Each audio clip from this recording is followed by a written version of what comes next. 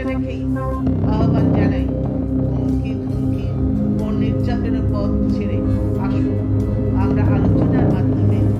দেশের বাইরে আমার কোনো ঠিকানা নেই, এটাই হলো আমার ঠিকানা। এই দেশ, এই দেশের মাটি মানুষই আমার সব কিছু।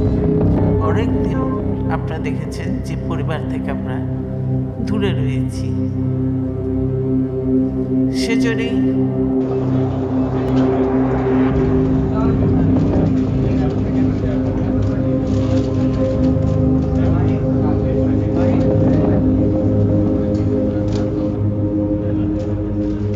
ভয়ভীতি উপেক্ষা করে ভোট কেন্দ্রে গিয়েছেন, তারা সকল প্রলোভন প্রত্যাখ্যান করে গণতন্ত্রের সৎ চর্চা করেছে।